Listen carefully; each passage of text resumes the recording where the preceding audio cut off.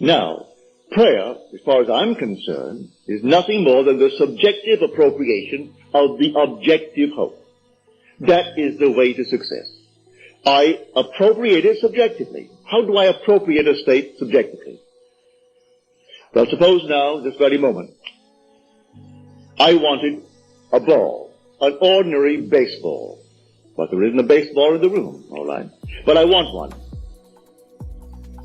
I would actually assume that I am holding a baseball in my hand until I can feel it. You think you can't feel it? Well, now try it. Try to feel what it would be like if you held a baseball. Now, to prove that you have held it, see what it feels like, the difference now, a tennis ball. See any difference?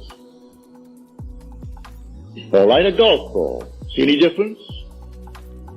A piece of silk. You feel any difference? If you can distinguish between these many objects, though they are subjective, then they must exist somewhere.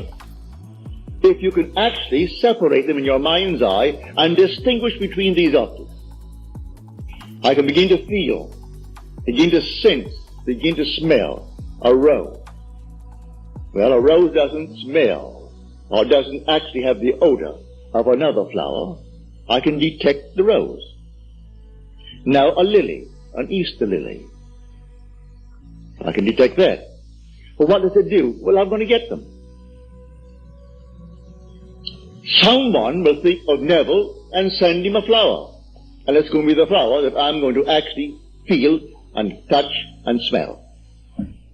It works that way. Money has an odor. It's unlike any odor in the world. It's more fragrant to the miser than the most marvelous perfume in the world. He can tell it. You put a money bag to his face, and it's like putting roses to mine. He loves it. He can smell money. He can feel it. Money has a distinct feel about it. Put a $20 bill in your hand and ask you to feel it, and then put another piece of paper in your hand, and you can tell the difference. There's a difference. It is an odor to it. All this is part of the inner man, that all things are possible to him. Try it. Before you condemn it, try it.